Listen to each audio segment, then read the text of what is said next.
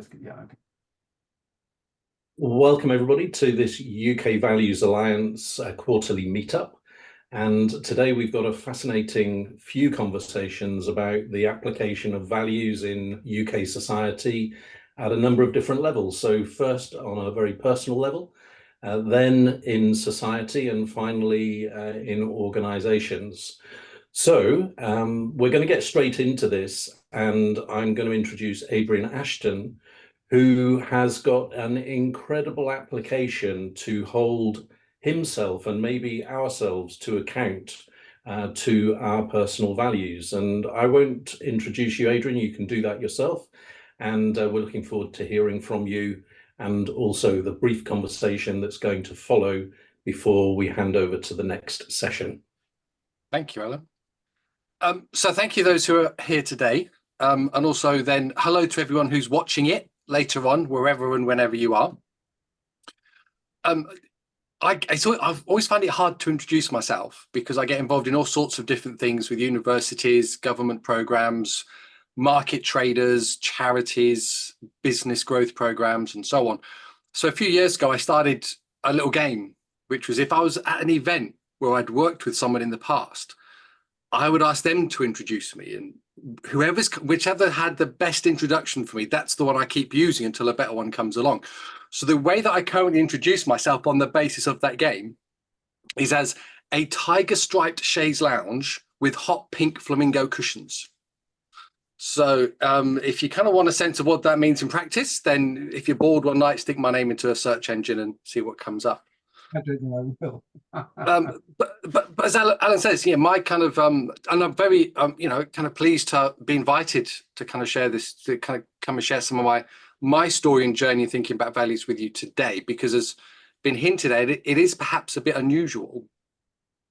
So I took it as a really good opportunity just to kind of reflect on this with you, because it's not something I've seen that many other people do. And so the chance of kind of saying it out loud with people who are thinking in this space is hopefully a good sanity check for me. And fingers crossed you're not all going to laugh or pull faces at me as we go through this. Meanwhile, Charles very kindly offered to be the glamorous assistant on the buttons this afternoon. So as always, when speakers come and do stuff, there are some slides. Charles and I haven't practiced on this, so we'll kind of figure out a bit just to kind of go next, whatever. As we go along. I'm happy for these to kind of be made available to people afterwards as well, so don't feel you need to take notes or anything. Oh, hang on, I've broken it already. There we go. Skip along to the next bit, that's fine. Boring instructions, just to remind me. So just to kind of begin, rather than can we talk about how this all works, let's kind of start with, what am I all about? What do I think are my most important personal values that I try and bring with me into my work, relationships, how I think about this life and what I do. And those are there on the side. There is a video clip on the left embedded. We won't worry about that now. If you get the slides later, again, if you're bored, you can click on it. It's a couple of minutes. But that's it down the side. And so accountability, fun, challenge, grace, equity, and solidarity. And I reflect on those every few years because I think just as our tastes in music can change, our taste in wine, so can the things that are most important to us as we go through life. So our values tend to remain pretty steadfast as we go through life, I think, but they can kind of rotate around a bit. So there are lots of these quizzes you can do online. What are my values, this, that, and the other. These haven't come out of one of those quizzes. These have come out of me reflecting through the framework and the story I'm about to share with you. So the next one on Charles means I'll take you back in time about 30 years. So back to the 90s. And in that time, I was pretty much exclusively working and being part of lots of different co-ops, worker co-ops, housing co-ops, credit unions. And at that time, there was a big kind of push in co-ops that said, co-ops are great. And you go, well, why are they great? Well, because of the cooperative difference. That was the phrase, the cooperative difference. And then a few of us started kind of saying, but what is the cooperative difference? How do we articulate that? How do we win other people over in a way that they can understand it? What's our kind of common currency of language and stuff with this? And at that time, there's an old-fashioned management adage that we manage what we measure. So with a few other practitioners at that time, I started to kind of work on the idea of how do we measure how cooperative a cooperative is being? Because cooperatives can come in lots of different legal forms and governance structures and trading activities and sizes, but they all share a unifying set of values that define them. So we set to saying, well, how could we measure those values in practice and in a way which is really simple and straightforward, that helps these co-ops better protect their values and then better espouse them and use them to challenge. So that's kind of where it came. Now, again, if you want to know more about that, you can look online. There's a bit on the slide there. They're called cooperative performance indicators, non-financial now. It's become a lot more boring in terms of what they call them over the years. But it's a really interesting starting point to go with this. And then about 20 years ago, I found myself accidentally falling into self-employment as a sole trader. So the next slide that Charles is about to hit will kind of lead into this. So at that time, I never meant to be self-employed, never meant to be consultant, trainer, whatever I am. But I knew in the run up to it, if you were a business consultant type, it was probably really easy to get into bad habits, because I'd found that I was starting to clean up after a lot of business consultants and advisors and mentors who were giving out duff advice, doing rubbish work, and never seeming to be called to account for it. And my idea was, no one sets out in this world to do a rubbish job. No one sets out to fleece other people knowingly, hopefully.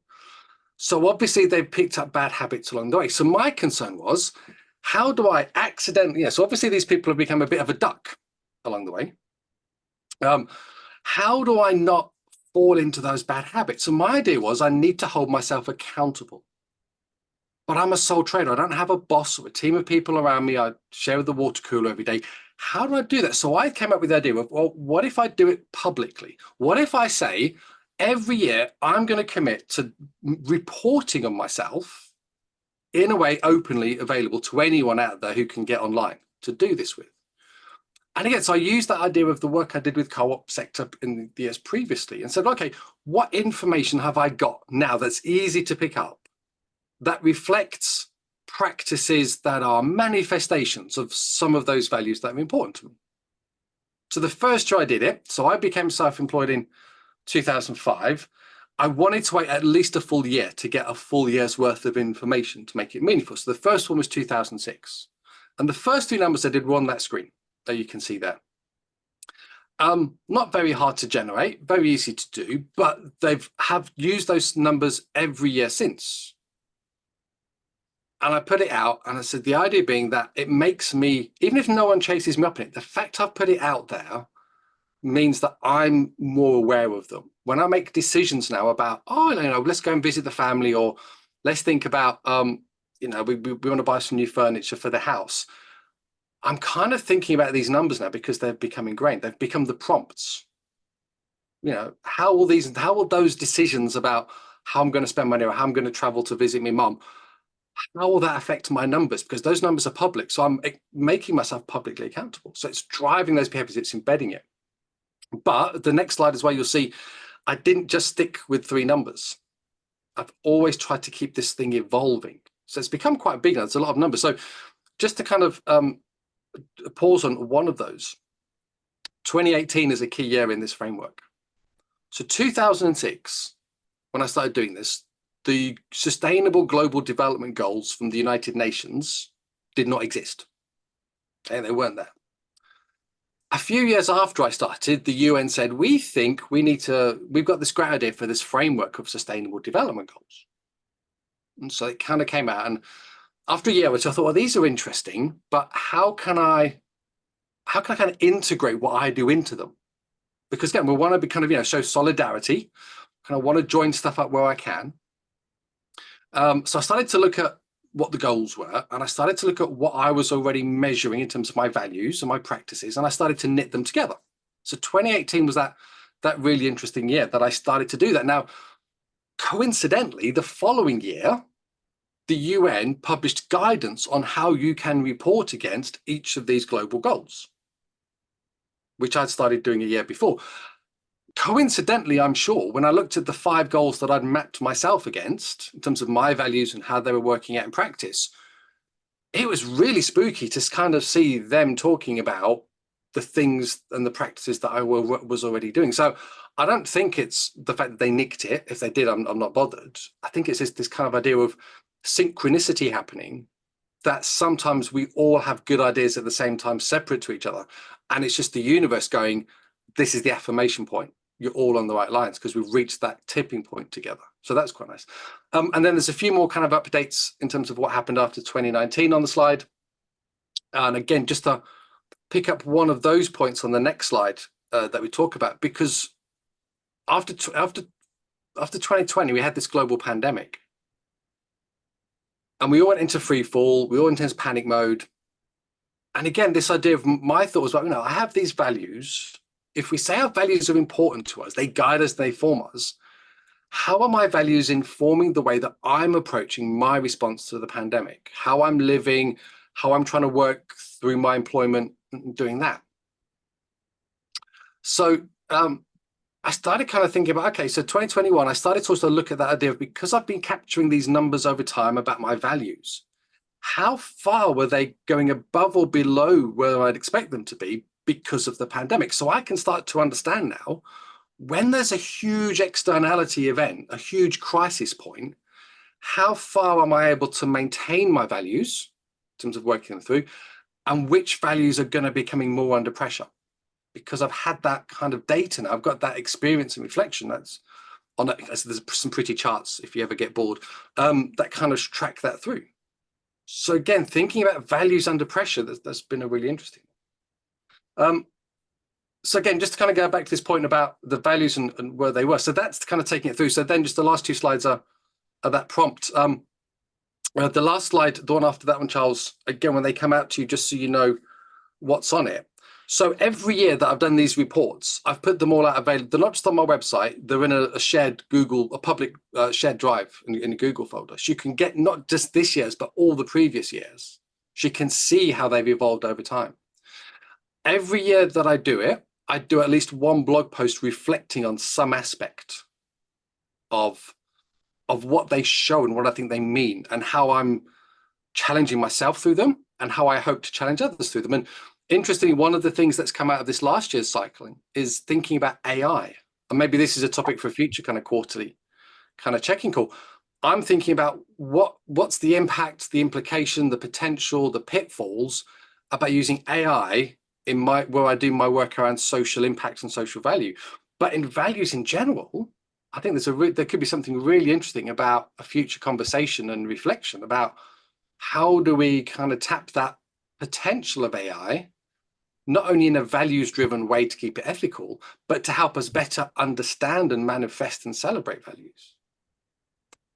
And then finally, there's the kind of the thing that everyone's supposed to do when you're a speaker at these things. And if you want to see my websites, whatever it is, I use a Linktree page at the bottom because there's the link on there's my TikTok, LinkedIn, blog, website, all the rest. So whatever you want to kind of find out about me, it's probably on there. Anyway, here endeth the sermon and the lesson. Wasn't too bad on timing, hopefully. And hopefully as well, keeping it quite tight to allow you all to ask me awkward, difficult questions to help me squirm a bit, but then also ultimately to get better at this practice and how I'm trying to approach this and think about it. You're on mute. That was a great introduction to your approach, and what impresses me is the fact that this isn't kind of a flash in the pan, and you've got the history and the data to prove that you're really dedicated to it. I've got a question that might, I hope it doesn't make you squirm, but it's relating to your initial number. I think it was percentage of travel by public transport. Was that right? Yeah. What happens about walking? That's included in it. So what I've done is I've kind of grouped up. So the original heading, as I called it, was percentage by public transport. And then over time, I've rolled stuff into that. So it's actually, that's the percentage now, which is any travel that is not private car. So bus, train, bicycle, and walking. Great. Thank you very much. And we've got like 5 minutes or so, so please feel free to ask Adrian what you'd like. Or not. We can always skim through more quickly and then all leave sooner because for afternoon tea earlier. Adrian, well, I'm interested, just can you give an example, specific example about, or another specific example about how you look at yourself in relation to your values and your putting your values in action in relation to the one of the SDGs. So yeah, sure. How does that work? Because I think in your blog, or certainly the last blog I read, there was a little bit of an explication about one or two of them, I think, or maybe it was last year's blog. Okay, yeah, sure. Okay, so I'll give you an example. So let's kind of take, so rather than kind of do the climate one, because that's the easy one, let's take Global Goal 9. Now, naturally, you all know Global Goal 9 is the orange one, industry, innovation, and infrastructure. So UN says one of the global goals, we need to get better at building resilient infrastructure, promote sustainable industrialization, and foster innovation. So in the kind of one of the master reports, there's a few kind of prompts in that. So one is the amount of tax I pay. So I'm quite open about this in my bloggers and other things. How much of my income do I pay in tax? Because taxes in relation to that goal 9, part of the taxes are about supporting public infrastructure and industrialization and innovation. So that's one of the ways I'm contributing to that. I'm also thinking about, in terms of resilient infrastructure, how much of my purchases, where I'm spending my money, how much of that is with local businesses, local suppliers in the local economy, because that builds resilience against shock, against externalities and things. And then if we're thinking about innovation, what am I doing to invest in myself so I don't become stale or get stuck? So there's kind of numbers in there, but then there's also stories. So I was also invited by one of the Impact Hub kind of enclaves around the world. So last year they were running a kind of a hackathon, which they called Build Back Better. So they said was we're kind of do like this weekend sprint.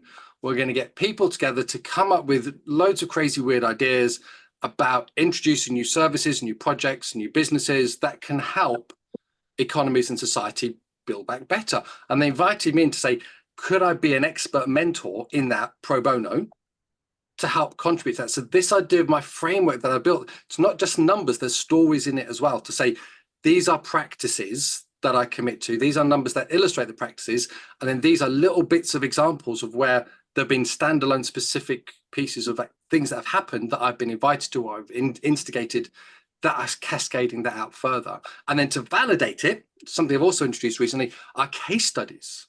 But rather than kind of do the whole half a page or full page, the case studies are either a social media post snip.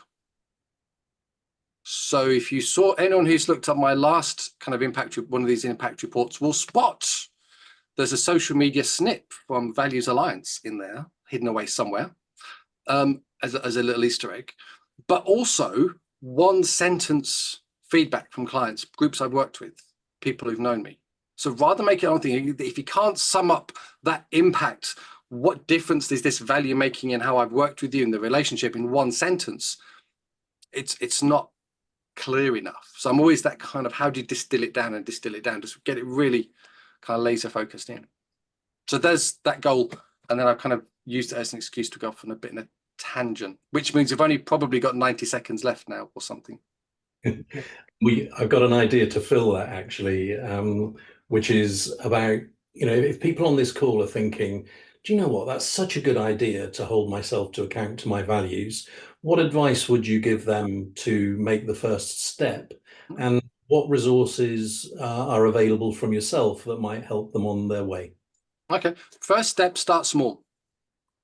Okay, don't think you have to do it all in one go. So like I said, my first thing was 3 numbers that I already had out of my management accounts and household bills. So start with something really small you're going to be able to do and stick with. And build the habit, put it out there.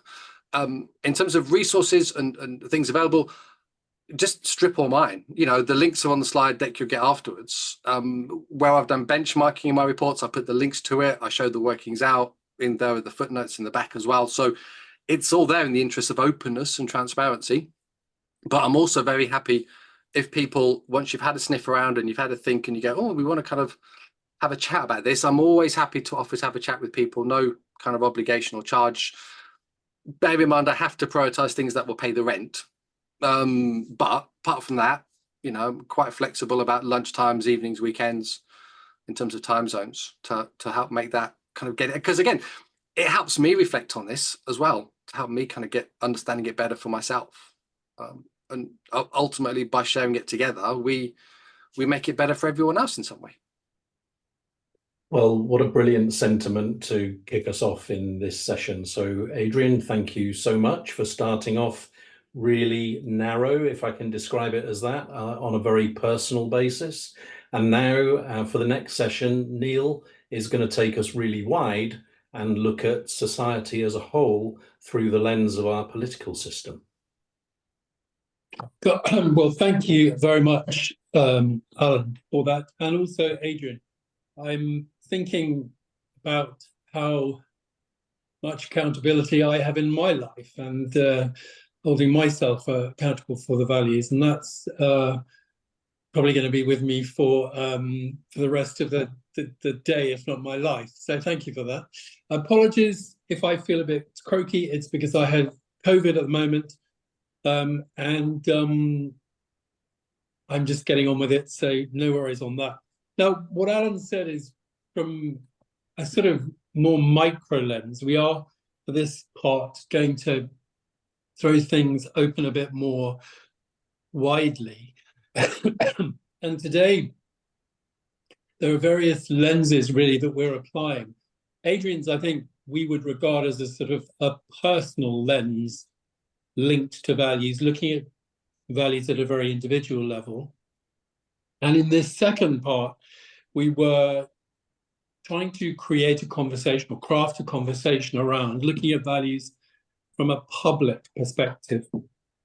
And really to look at this, we've come up with a couple of questions, and I'm going to deal with the first question. So, and the idea is to ask the question and then to elicit from that a conversation. So just reminding that this is a lens looking at public, from a public point of view and values. We were going to ask the question about how values are used as a weapon in public life. So I'll just repeat that question again. The question was, how are values used as a weapon in public life? Now, you may not agree with that question, and your reaction may be, well, I don't think they are. When we were putting this session together, we were very mindful of some of the political events that were going on.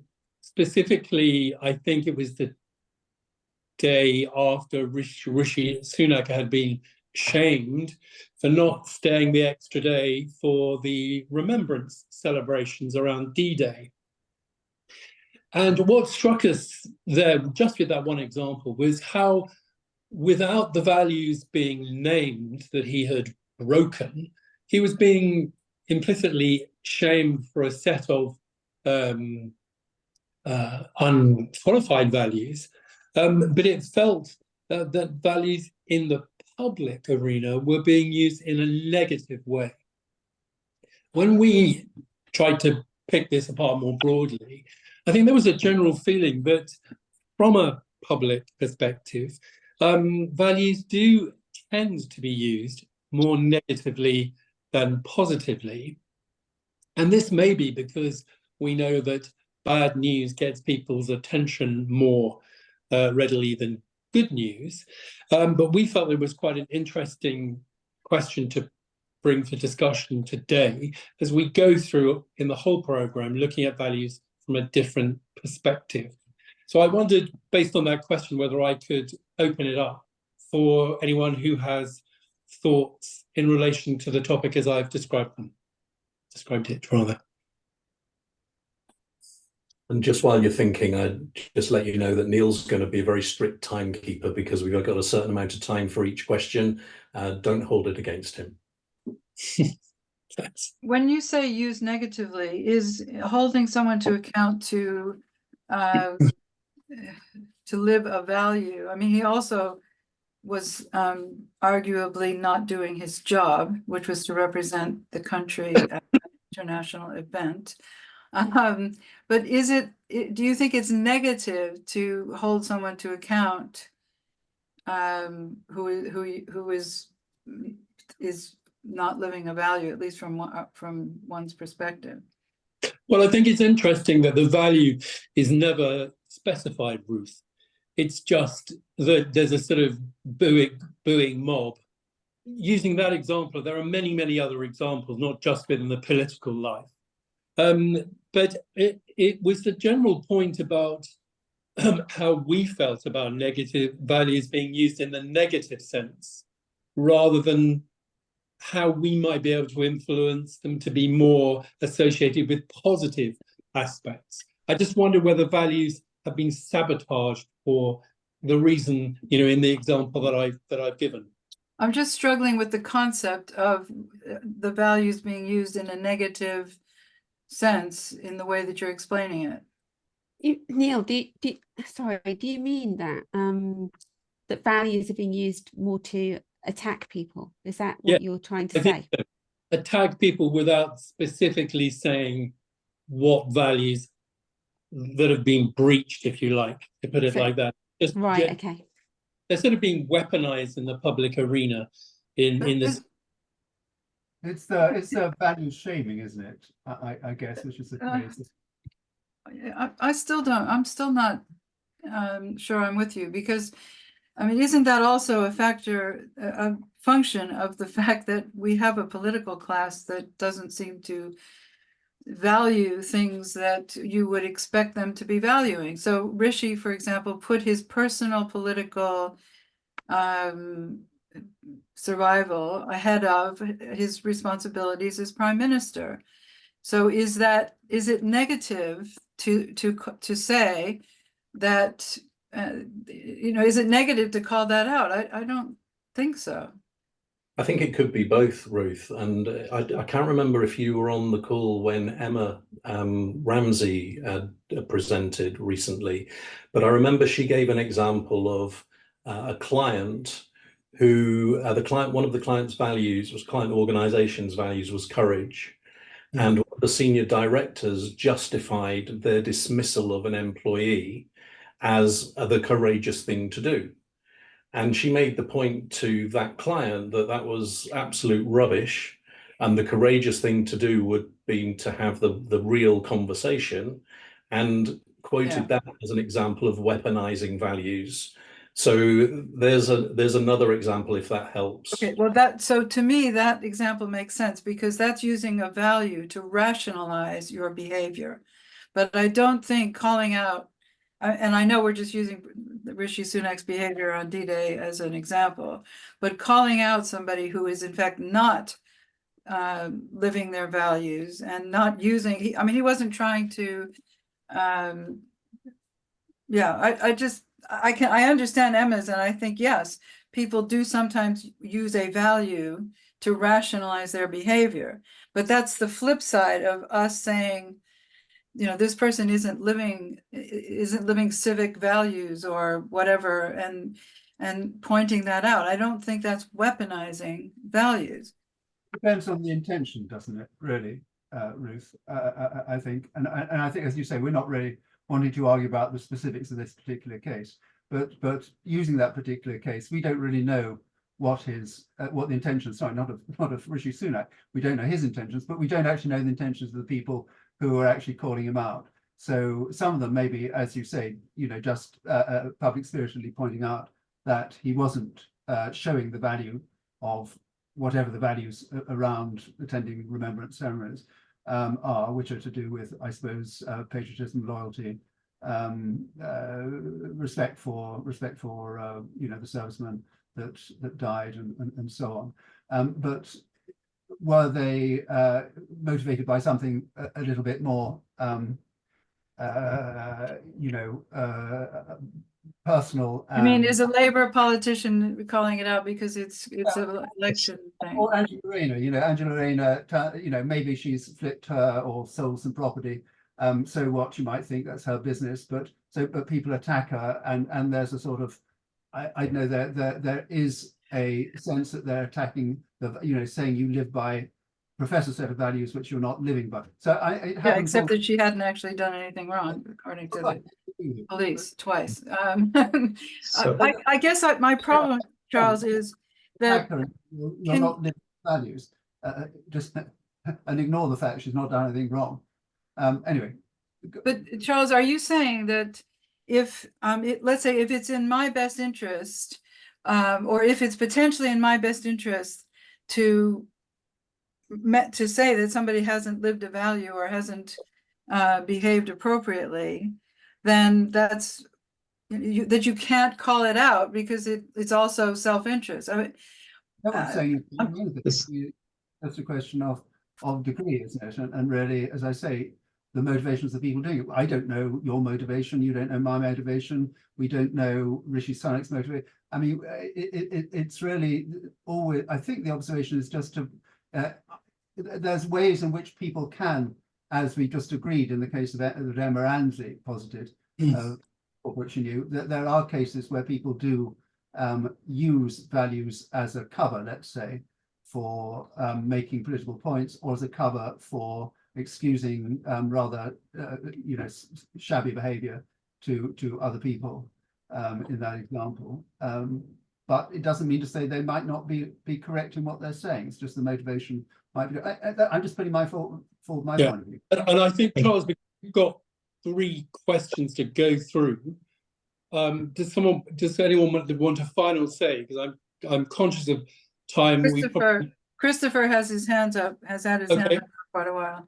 Please speak. No, I was just going to make an observation that perhaps the question is, I think of values as, I'll call it a language that helps towards betterment in some way, and the idea of, and you're saying perhaps that this negative value use is undermining the actual role or ability to get people to think about values as a way towards betterment. So the question maybe is, well, okay, well, so that happens, but then, well, what can you do? What should you do to turn things or focus things so that values are used as a means towards betterment, for lack of better? I think this is definitely a question. Actually, that leads very nicely into the second question. Charles, would you like to introduce the second question, please? We've already started on it, Ray. We agreed 3 questions, and actually, as often in these discussions, you can't divide things up that neatly, because the second question we have was, well, how are values used positively in public life? And I think we've already started to get into that. I think, Ruth, you've already given a good example. If somebody isn't behaving properly in public life, and you hold them to account and say, look, you're not actually being compassionate in what you're doing in this particular policy or this particular action or set of actions, then in that sense, values are being used positively. I think we were thinking of going back to motivations. There is a lot of ways in which values are used positively in public life. I think politicians, leaders of all sectors really, very often phrase appeals to the public in terms of values and genuinely want them to appeal. So, I mean, going back a long way, in the 1914, Lord Kitchener said, "Your country needs you." And we may all disagree with the rights and wrongs of that war, but that was an appeal to patriotism, to come to arms. It's all rather outdated now, but that was very much of the period. And in the Second World War, actually no, the First World War as well, and the Second World War, the government issued war bonds, and they appealed to our sense of community, and sacrificing our own interests in the community to get people to put money up to pay for the war through war bonds. All these, and these are all rather, I I don't know, patriotic, nationalistic examples, but we can think of other examples where a big charity would actually appeal to our compassion and other very positive values when they appeal for money for relieving a famine or whatever. So I think values can be used positively in public life, and often are, but I've used rather crass examples and probably controversial examples. Can we think of other, I mean, please disagree with what I've said. The question is just there to stimulate debate, but can we think of other examples where values are used positively? I think in addition to or instead of what's already been mentioned. And Lisa, you had your hand up a bit earlier, I think. Oh, yes, that was just to ask that question of Neil about what he was meaning. But yeah, I think I heard the term recently, values washing, and yeah, I think you're right. I mean, they can be used positively, but it's that gap, isn't it, between what people say and what they actually do. And with certain politicians, I suppose over the years, with most politicians, we've heard them espouse one, a set of values that the party don't actually live out, and that creates, in the same ways it does in the workplace, with leaders doing the same thing, it creates a demoralized country, and a lot of division and a lot of fighting. And I think the problem is that values are so subjective, and they're put through the filters of our own experiences and our upbringing as to what we mean by our values. And I often say, nobody thinks of themselves as having bad values. Nobody would think of themselves as having bad values. And even if you use a very extreme example, I watched a film about the murder of it was based on a true story of a young Black man in Mississippi. A very, very harrowing film. And you can say how evil were those people to have tortured him like that. They wouldn't have seen themselves as that. They'd have, if you'd have asked them what their values were, they would probably have said honor and family and protecting the community. They saw themselves as doing something good because of the belief, the story they'd been told about, they saw this person as a threat to their wives and their daughters. So I think, it's values are subjective. They're put through our filters. I think very often when we come into this space and we talk about values, we're really talking about virtues. And virtues, those values of honesty and integrity and trust and transparency, accountability, all those things that we're very passionate about, align very closely with ethics. It's that sense of right and wrong. Whereas values can be used for good, they can also be used for bad as well, depending on the motives of the person who's espousing them. So I think it's a really interesting subject, but yeah, I think positively, they would always sound positive, I guess. The motivation, well, I mean, in the case of the present government, they're still putting values, for example, of aspiration out there. But how can a child have aspiration when they don't know where their next meal is coming from? The set of values that they're trotting out now are the values that are that only a privileged few can actually afford to have. And the majority, when you're struggling, security, for example, how can you care about national security when you don't know where your next meal is coming from, or your parents are going to have working all day and then they have to go and queue at a food bank? So national security becomes irrelevant to somebody who's surviving, and it goes back to Maslow's hierarchy. So that's my 2 pence anyway. I don't know for what it's worth. Prav, you had your hand up as well. Yeah, just a quick point. media doesn't really help in this regard. I don't know about, all of us, but I have two children who really guide me well in terms of what to do with social media and so on. And the social media really just filters everything that is positive out and keeps only what is, tantalizing, newsworthy, and so on. And, soon as Sunak's story broke, everybody knew that was the right thing to criticize. So everybody kind of went behind that one particular point. But I think even if there were positive points, they wouldn't get into the media either. And we have that screen that's actually our window to everything through social media, TV, box, everything, and we're closed in our own environment largely. And Thanks, Prab. I've just been given a nudge. We've got to move on, unfortunately. Thank you for everyone's contributions to the final question now, to be introduced by Alan Williams. Thanks, Neil.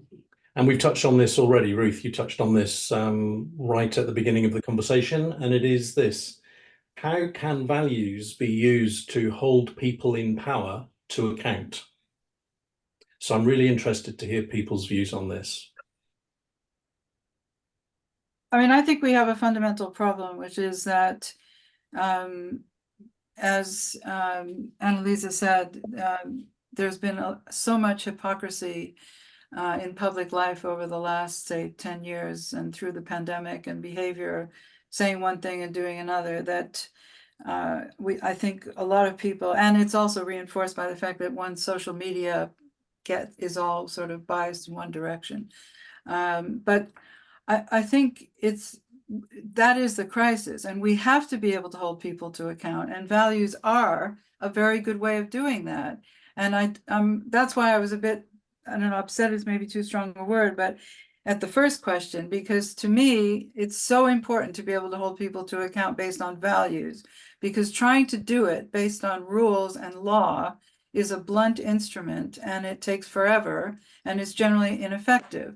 So to me, we've got to retain what really worries me, we'll maybe hit on this in my part, but is where we've debased values by pretending to espouse certain values and living other values. And I think it's important not to allow that to destroy the ability to hold people accountable based on values.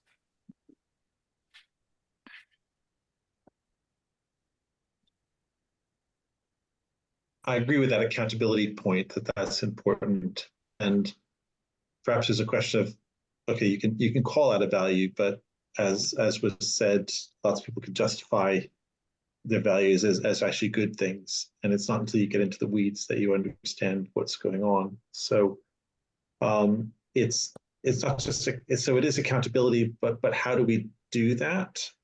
How do we create stories that get to the truth of the values and the flaws in the way that they're being lived? I think that's the question for me I'm going to think about. One big thing that comes across for me is, how do we move away from the letter to the spirit? Just in this latest example of the betting on the date of the election, Prime Minister's asked, are you happy for these people to remain in post? And the response is, well, they're under investigation and that should continue. But in any other setting, those people would be suspended until the result of the investigation is confirmed. And then they will either be reinstated or not. Yeah. So it seems to me that there is this haste to go to the letter and use everything you can for your own benefit rather than embrace the spirit. Yes, I agree with that. I agree with that. Yeah, I think to me there's something around exactly that, Alan. I think we can use the values to hold people to account and to open that conversation. But really, what is the lens we're looking at? Are we looking at my individual benefit? Are we looking at the collective benefit? And there are other aspects that have to be included when we're talking about values and the behaviors that are being displayed beyond our meaning and our definition of what that value means, but really the sort of what is the ultimate driver, whether you call it whether it's referring it to motivation or the purpose or what is it all for. So I think it touches back on ethics.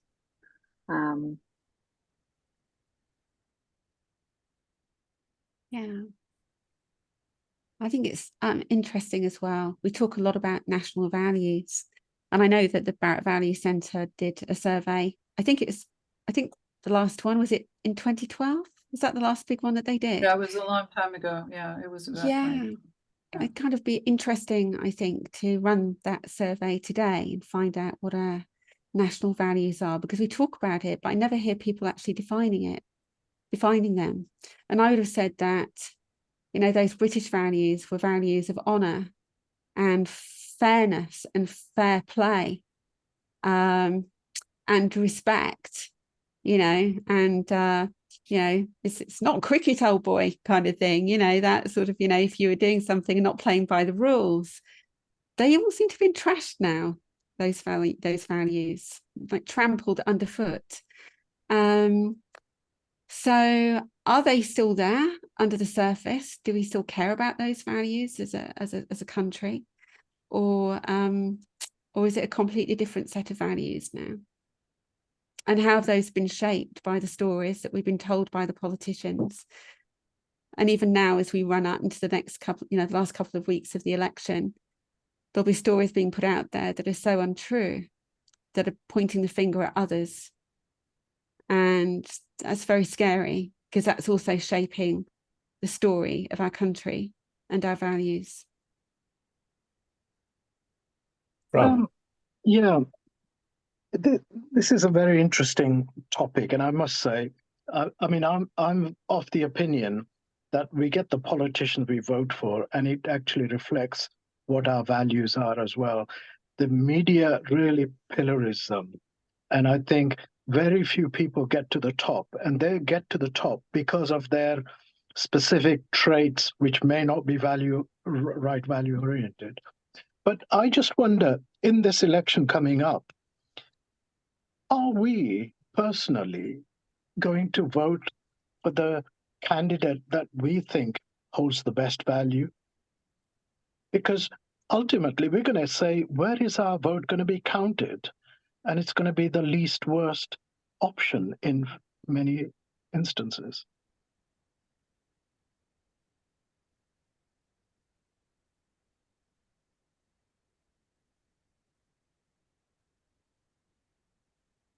It's probably about time to move Yeah. on. That's such a big topic. I don't want to go there. I think let's move on to organization. You can hear everybody's brain. My brain was about to explode. Exactly. Prav, don't listen to Ruth. She's got a vested interest. I think, just to say very quickly, Prav, I think you're absolutely right. And Lisa, I think all of us would love to see another national values assessment, really, because it'll be much, much more interesting than the first one, because we'll be able to see whether values had actually changed. So I think, that most people do hold rather similar values, sometimes by different words, using different words, and they're all, in majority are positive values. The top values are positive ones, and that's not reflected in what we see around us. I actually, Charles, think, I don't know if you remember the results, but the results were, in short, that people essentially thought that the national situation was dire, but that their local area was pretty good, and the values, and I think that would, the only thing I think will change is that maybe the local area is worse because the councils haven't had any funding since then. But I have a feeling that there would be a similar result now, and I think that result at the time presaged Brexit. Yeah. Actually, I think if you're looking at that national values assessment, you could have figured out that something bad was going to happen. Just as a point of information, before we hear from Ruth, the last value, the Barrett Values Assessment that Annalisa mentioned, is the reason we're all here today. That's true. Yeah, It was absolutely. that assessment that caused the forming of the UK. Yes, the UKVA, absolutely. So that's a good moment to hand Yeah. over to Ruth, who I'm going to ask to introduce herself. But we're moving, we've looked at, in a fascinating new way, Adrian, and values from an individual point of view, and how we hold ourselves to account, and all those conflicts in values, how we identify them, how we deal with them, how whether or not we live by the values we espouse. And we looked at them in the public sphere, and it's just every bit as difficult, and an awful prospect, really. I mean, there's so much to say, more to say on that particular area. And now, lastly, Ruth is going to take us for a little discussion through the organizational sphere and the knotty subject of values and organizations and completing values and holding ourselves to account and all of that. Ruth, if you'll give a brief introduction, that would be wonderful. So for those of you who don't know me, my first career was in the law. I was a lawyer, general counsel, head of ethics, and also security at various companies. And about 12 years ago, I thought I'd had enough of that and set up my own little organization working on ethics and, I hate the word, but ethics and compliance from a values and culture perspective. And back in 2016, I co-wrote this book, which is about taking values into the organization and regulation. And so today, I think the point to talk about is that in all spheres of life, there are conflicting values. And I'm sure all of us in our professional careers have seen examples where two values may come into conflict. And the question is how people resolve the conflict. And I mean, for that, I think there's two positive values coming into conflict. But there's also, if you know the Barrett system, this concept of potentially limiting values, which are values which, with excessive focus on them or in other situations, can actually be limiting or sort of barriers to achieving what the organization or what the individual is attempting to achieve. So you often get things like bureaucracy or hierarchy or information hoarding, things like that. Those are potentially limiting values.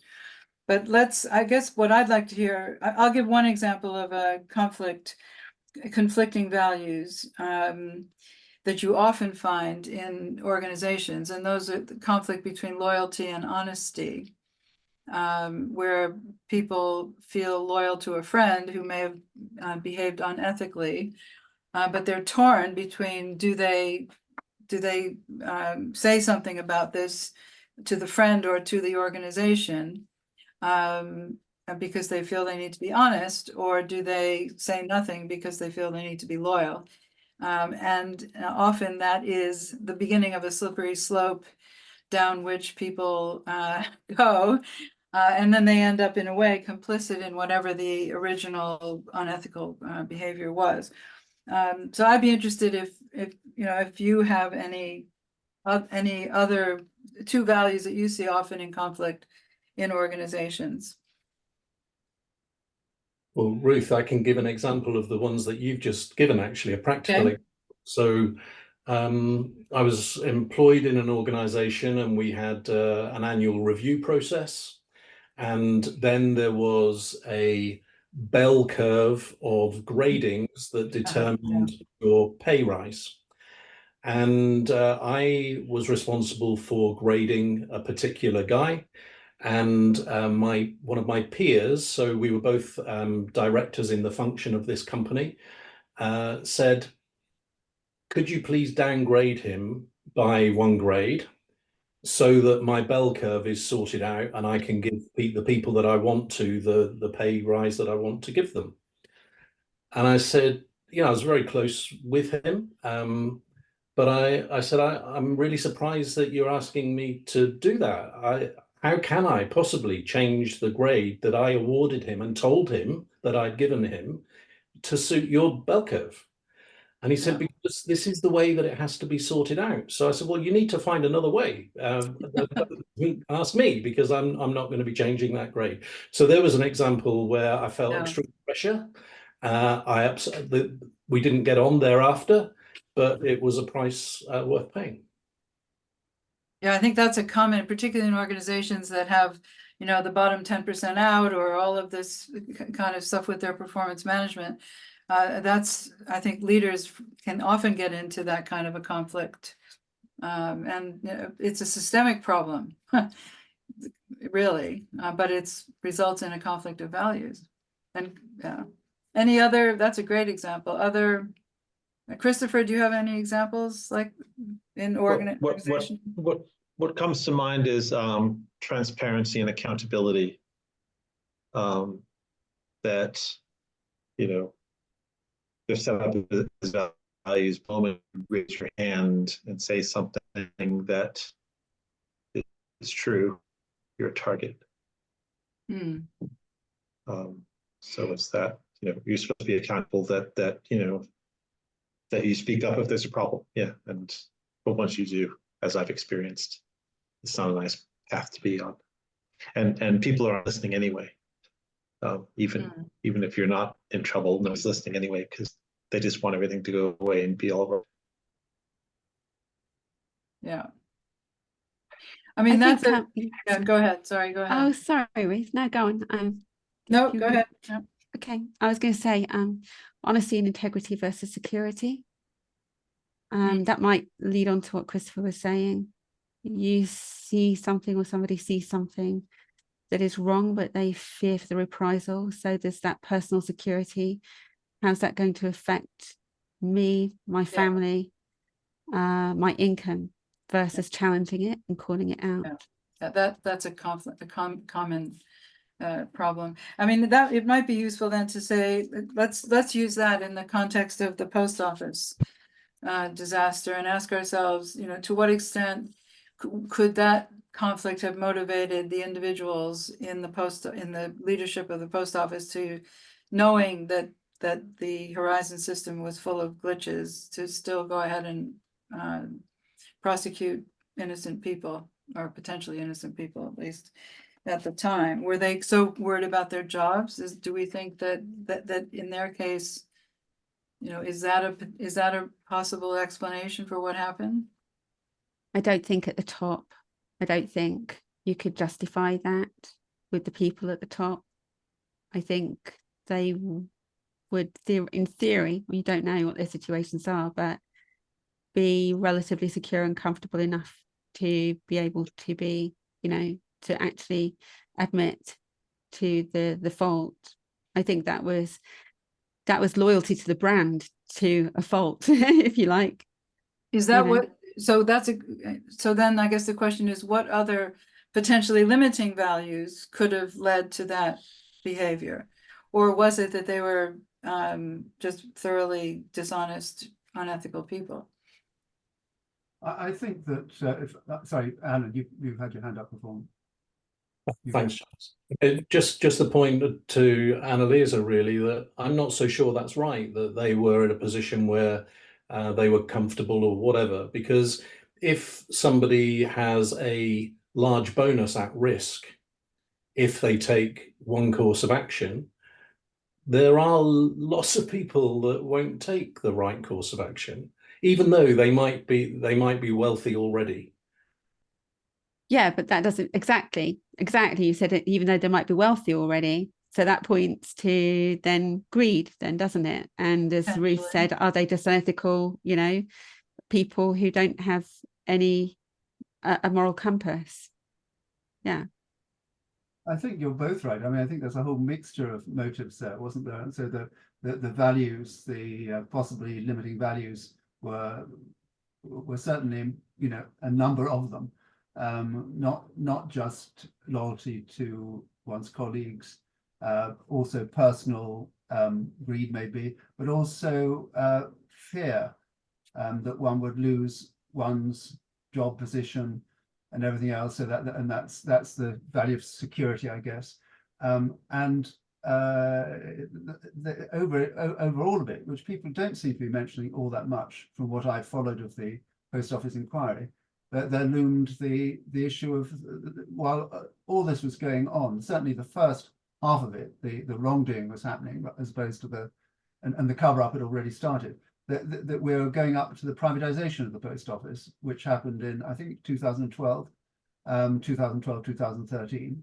And that was right at the moment that they'd commissioned a third-party review of what had happened.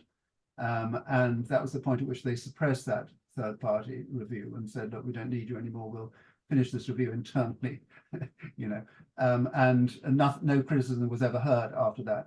So they had quite a lot of motivation to suppress bad news at that point. And presumably might have thought, their position as the leadership, I'm not pointing fingers at any particular individuals, but, who were the leadership at that time, we do know that. They had a good motivation to suppress any bad news in the run-up to the privatization. And actually there were, I would assume there was some sort of personal incentivization into that too. Yeah, it would be an additional motivation. I wonder also to what extent, there's Dan Ariely talks about the fudge factor, which is the extent to which you can misbehave and still feel good about yourself. And so in an organization, if you can rationalize bad behavior, then you can still feel good about yourself, even when you're behaving badly. And to me, I think there must have been a huge amount of that, because I can't believe that after the initial period that anybody would have truly been able to say that they didn't know that who doesn't know that there aren't bugs in software?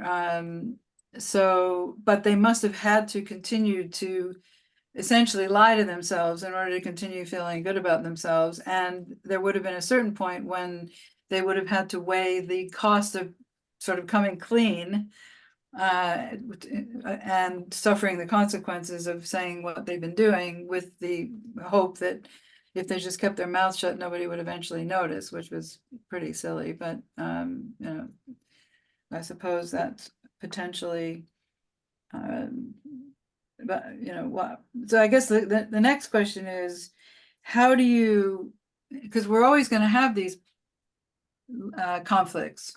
Often between what is our own personal interest and what's in the interest of the organization, or what's in our interest and somebody, a colleague or a friend. So there must be a better way to handle these things than the way we've been doing it in most organizations so far. And I guess, that one question is, what would that be? And how could we create an environment where people could, how do we create an environment where people can talk about these things and get them out so that they're discussed as dilemma, and the understanding that it's human to face these dilemma, and we need to be able to talk about them in order to resolve them well, rather than ending up going in the wrong direction. I mean, point one, it seems to me, is that the answer probably isn't more rules and regulations, because I think that, and this is your area, Ruth, so you'll have strong views, but I suspect I know what they are. I mean, I don't think they're effective, are they? Because people game the system. If you bring in, they brought in for the FTSE 100 companies, the requirement that they audit their compliance with their own values, and auditors are now meant to, as I understand it, make sure that the board of directors are, assured and have evidence to base their assurance on that the companies that comply. So all this, the rules and regulations really aren't going to get you there, I think, are they? Well, I think the problem with law is that if there are consequences, punishment consequences, people will not be open and honest and transparent. And that's why a lot of the attempts to do things by fining people or putting them in jail, et cetera, just result in exactly the opposite of what they're trying to achieve. And certainly my co-author did a huge amount of research on that, and it doesn't work. And the whole aviation safety industry, of course, is based on not punishing people unless they've acted deliberately intentionally. And I think that's one of the answers, but it's really difficult. People want, they think, we have to punish them. And in fact, this maybe goes back to our original conversation is, often it's the system that's caused the behavior, but we punish the individual, and then so it never gets fixed. So maybe not being so quick to judge in some cases and trying to understand why that person behaved the way they did would be a better solution, but it doesn't come naturally. But people create the system ultimately, don't they? Well, but the systems are created over time by all kinds of different accretions of things.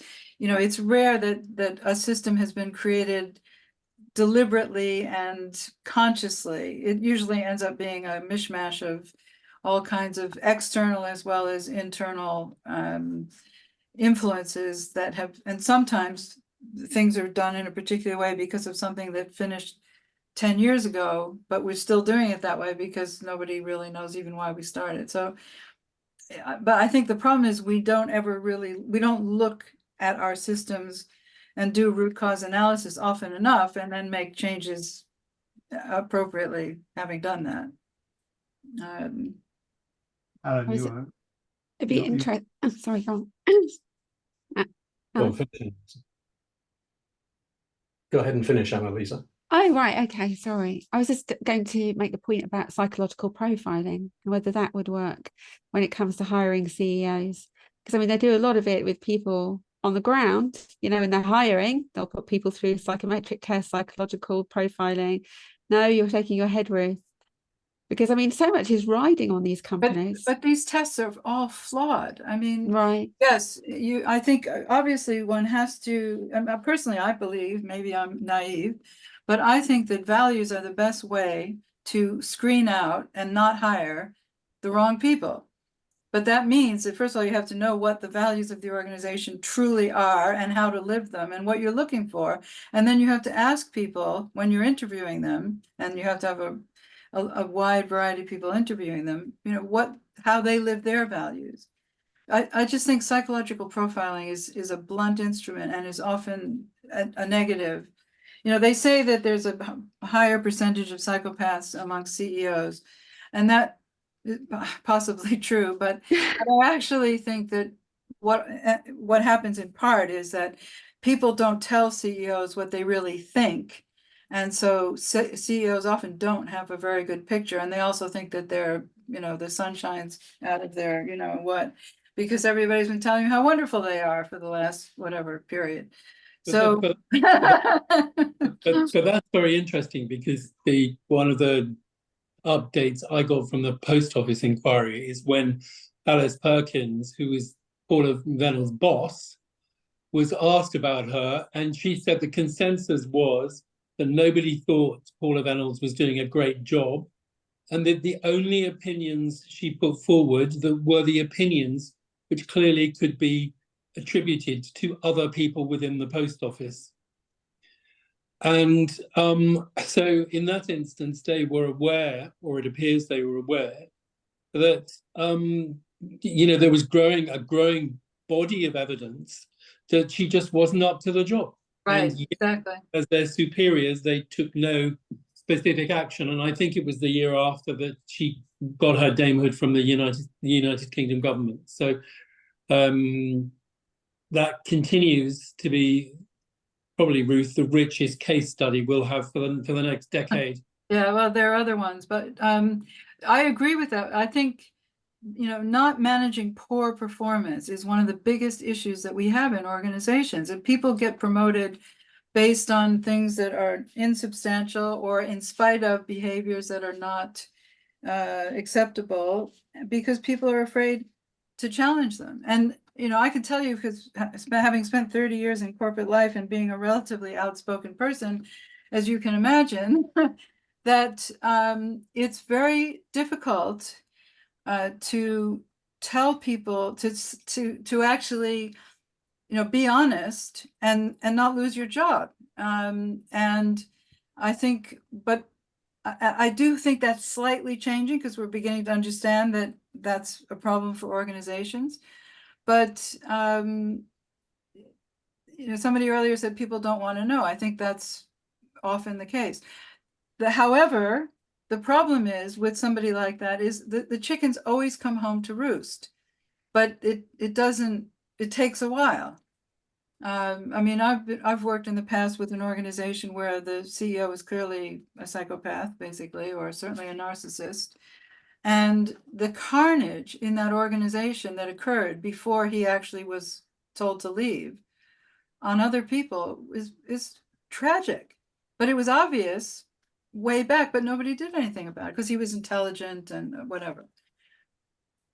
But this is a problem, and I've said this before. I think it's particularly a problem in the UK because it's not very culturally acceptable to speak out and complain, and whereas if you go to Holland, they just go to hit you between the eyes and you know where you stand, which frankly I prefer.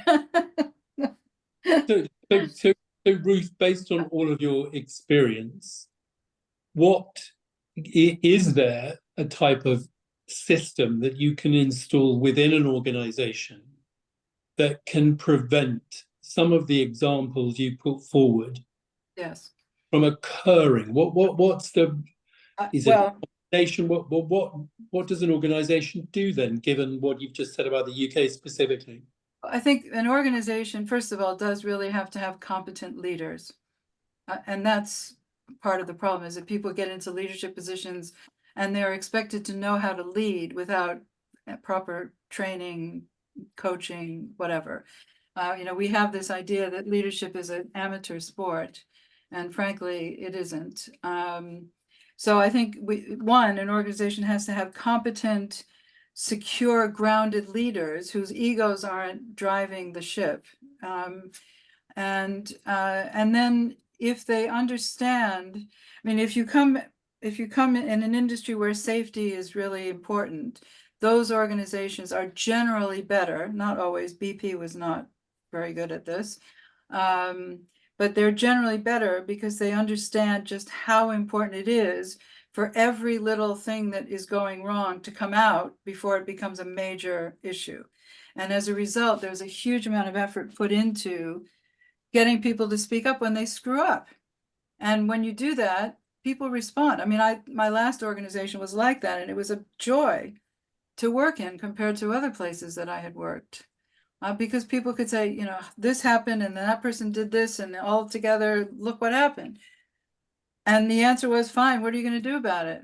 How did it happen? And what are you going to do about it? Not you're fired or you're demoted or whatever. So I think, and values have to guide that process. I truly believe. I sort of build on that implicit in what you're saying is there being an actual mechanism by which problems can be talked about, right? And it doesn't have to be just a values problem. All sorts of problems happen. And also I found in practice, you need good language to help depersonalize it and say, this is the part of the business that's going wrong. This is the process that isn't working. This is the problem I'm having.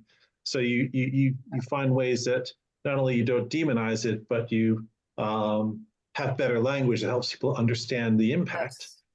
And then there's a culture of that happening. The other things will follow to a large degree. I totally agree. That's a really good point. And you have to make it easy. There's a book out called Oops, which is written by a surgeon who became an airline pilot. I think I might have mentioned this on another call, but he basically says it has to be really easy to report all those little things going wrong. So if you're a pilot in a plane, you just take out your iPad and go blah, blah, blah, and you report it. Whereas if you're a surgeon, and I spoke to a bunch of surgeons a few years ago, and they said, you work all day, you're exhausted after X number of operations, and you're supposed to fill out 10 pages of explanation about how you nicked this thing or you forgot whatever. So they don't do it. So it has to be easy. Alan, you were wanting to say something, I believe. Yeah, a couple of things. First, Chris raised the topic of culture, and I think one step forward could be to make it really clear that when you're a CEO, you are personally responsible for the culture of the organization. Whether that's fair or not doesn't matter. It's just part of the territory. because then it would prevent, like in the post office example, the person saying, oh, well, nobody told me. So Yes. we're not holding you to account for the fact that nobody told you. We're holding you to account for the behavior because you're responsible for creating the environment, like it Where or not. nobody told you. Yeah. Yeah, so that's the first thing. Then the second thing, I think there's something around questioning the degree to which organizations take the lead on investigating matters. So even I remember being made redundant unfairly and thinking, how is it that the company is able to pay for these lawyers to agree with them and present their case, leaving me to have to fund my own case? Wouldn't it be fairer if there was an impartial investigation which looked at my case and the company and then came to a conclusion? So I think there's something about the unfairness of balance of power, if you like. And then final point, just to Ruth's comment, the Matthew Syed's book, Black Box Thinking, is the same space. And those two industries are so different. The airlines have to report a near miss, not exactly. when something goes wrong. Oh yeah, absolutely. Yeah. I mean, the idea is that you look for patterns, and the only way you can look for patterns is if you have people reporting all kinds of minor things that are happening that just aren't right. But you have to. I think the key in the airline and safety industry is there. The accountability means helping to fix it or doing retraining or whatever is needed. It isn't about punishment. And so people are willing to be held accountable because that accountability is not discipline. And then the legal system to a certain extent is to blame because if people are, if you're going to get sued at the end of all of this, then there's a whole lot of trying to cover things up, or the company trying to cover things up because they're afraid of what the consequences might be down the line. So again, it's a systemic problem all the way. It's not just within the organization, but also, and this is something that we talked about in our book a little bit, is if people don't understand how important it is for all this stuff to come out, to Christopher's point about transparency and accountability, the media immediately jumps down people's throats. It's the organizations who are the most willing to sort of open up and say what's going on, who often get the NGOs jumping down their throats. And that's not, people have to understand that in order to fix things, you got to be able to talk about them and admit them. So basically, yeah. I think, sorry, just to interrupt slightly, Ruth, if you forgive me, I just want a response before it got too far away from what Alan had just been saying about taking responsibility, because I think it's an interesting point. The CEO, you said, Alan, should be taking responsibility for what happens in the company, in the organization, irrespective of whether he knew about it or was directly responsible for it. If he didn't know about it, how could he be directly responsible for it? But he takes responsibility, ideally, and says, look, it happened on my watch, I'm responsible, and he takes whatever the consequences are. And that takes us back to our earlier discussion about public life, I think, a point that I think was touched upon but not really talked about, which is that there was, doing the right thing, taking responsibility for things that go wrong is something that's noticeably declined in public life as well as corporate life, I think, in recent decades. I wouldn't like to date it quite so precisely as Ruth did to 10 years ago, but I do think it's been going on for a little bit longer than that, frankly. I don't know how long, 20, 30 years, maybe more. And it was never perfect, I'm sure, but there is a disinclination, I think, now for people to take responsibility for what happens on their watch, if they're CEOs, but also if they're ministers. How rarely, we used to get ministers resigning if there was a major disaster. Yeah. The Falklands War, for instance, the then Defense Secretary resigned. His name's just slipped my memory, but somebody will remember. And because the preparations hadn't been made, the Navy was in a dreadful state. and so on. Doesn't matter what the rights and wrongs are. The fact is he took responsibility, and frankly, he wasn't directly responsible. It wasn't him that made the mistakes that were made, or the failure of intelligence. And similarly, there used to be a tradition of people doing that, and there no longer is. And people will, most horrendous things will happen, as we know, quite recently, quite obvious examples. And no one takes the blame. The Prime Minister or the ministers or whoever's responsible, even the senior civil servant responsible. None of them take responsibility, and or very, very rarely. And that is, so it's something to do with, is that honor? I mean, is that too old-fashioned? Honor in public life, honor in private life, doing the honor, doing the right thing. And you sound really old-fashioned. Maybe we can rebrand that as something more up to date and cool. But people, it is something that has been lost in a big way, because that was one of the main, I'd say, the ways in which we measured. I don't think it did anything about regulating public life, but it was a measure of public life. When people behave according to the examples they're given, don't they? And if you see someone doing that, you see someone acting in the right way and sacrificing his career, it may be, certainly sacrificing a lucrative job or whatever it is, then you're impressed by that. You think, well, someone's living their values, whether we agree with their politics or not, it doesn't really matter. And I think we've lost that trust, and no wonder we've lost that trust.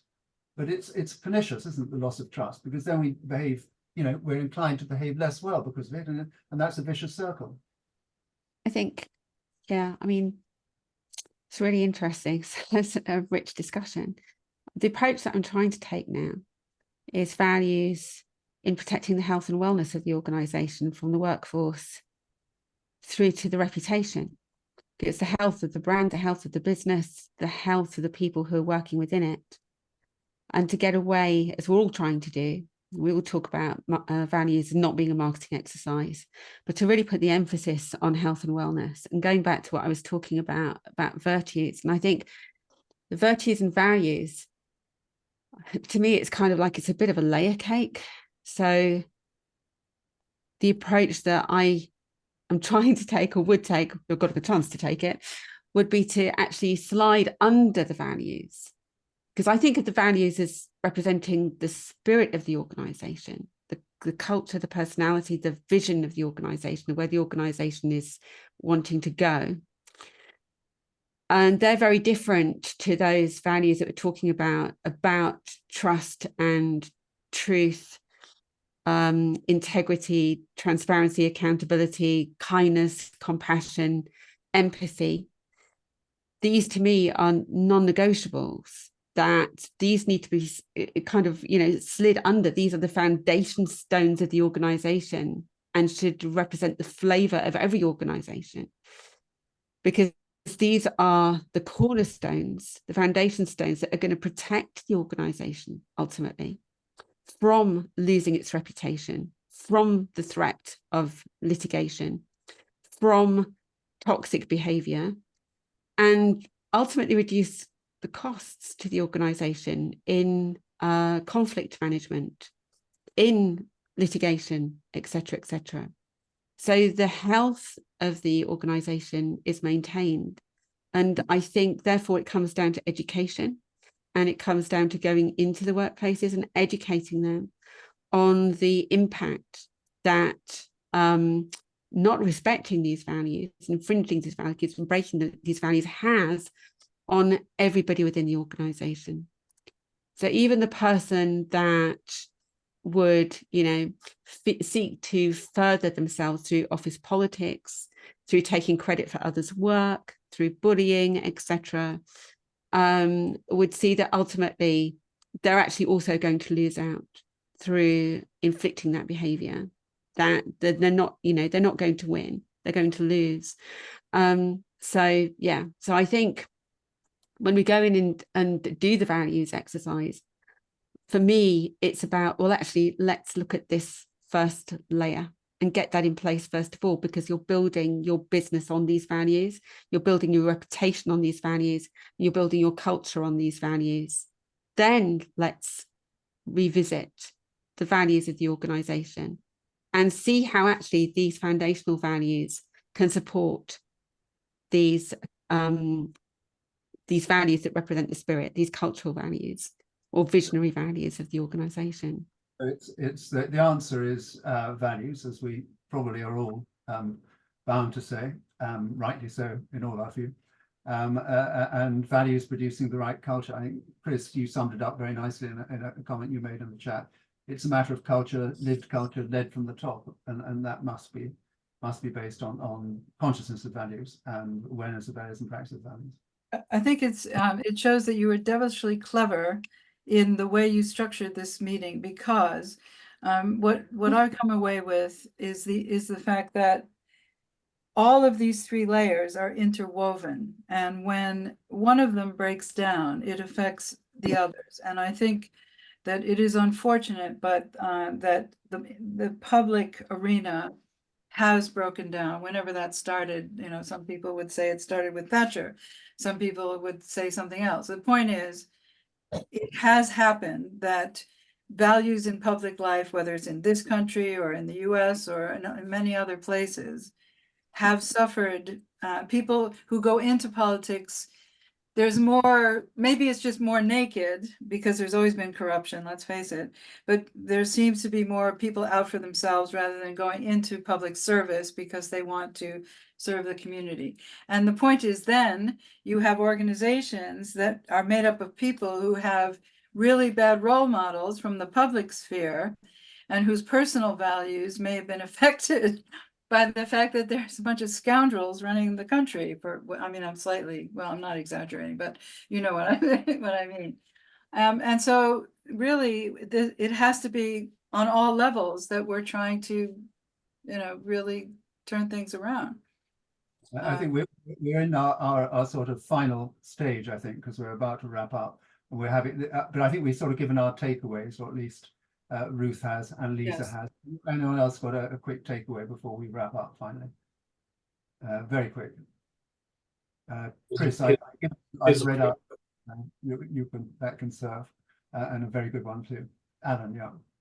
A very quick quote, Chris, inspired by you. So I think the authors are called Chris Grunert and Todd Whitaker, and they say that culture can be defined by the worst behavior accepted by leadership. And I think that's just such a great way to describe That's it. a good way. Yeah, exactly. I hadn't heard that sound before. That's very good. Neil, anything else? Or Christopher, if that matters, because I was sort of speaking for you. Well, I just get this dilemma of what I do when I'm in the ballot box to vote now. So it's I'm probably going to be in there for about 35 minutes. And there'll be an enormous queue. People say, "What on earth's that bloke doing?" I'm saying, "I'm not sure." Yeah. But bearing in mind that politicians are pretty much morally bankrupt, I don't think I've got a chance of ticking any box, frankly. Anyway, that was well. The people who don't vote should be vote Tory. Does anybody watch does anybody watch The Good Place here? Seen it. Nobody's seen it. No? I'm sorry. I've seen it, yeah. Oh, right. Okay. I was just kind of like thinking that Neil would have a cheaty moment in the cubicle, kind of, you know. You get what I mean? Yeah. We're just past our time, I'm afraid. So we will wrap up. But thank you, everyone. I think that's a fascinating, and I do think that all those different contributions, as Ruth said, actually show that the whole thing is rather seamless on all levels. And I think just going back to the individual, which it always does do. I mean, I just particularly, you know, starting off with Adrian, I think was good, because you know, how he manages to analyze his own internal compliance with his values is amazing.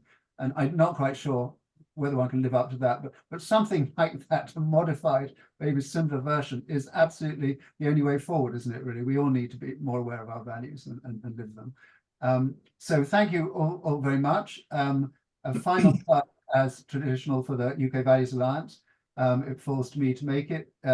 Those of you here now and those listening to this recording, please do join us and try and do what we've just been talking about, and put values into action across the country, across the UK society, because that's the only way forward.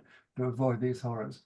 So Mm. thanks so much, everyone, and Thanks for goodbye. organizing. See you soon. Next quarterly meeting is in September, something like the it's on the presentation, but I haven't got it in my mind, something like the 20th or 22nd.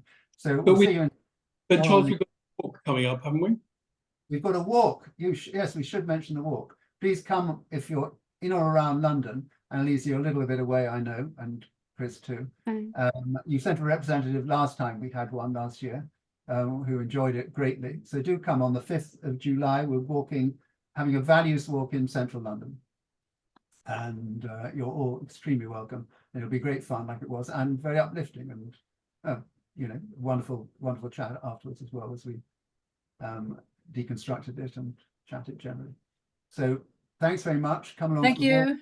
Good to see everybody. Bye. Feel better, Neil. Hope you feel better. Yeah, I'll be fine. No worries. Good. Recover.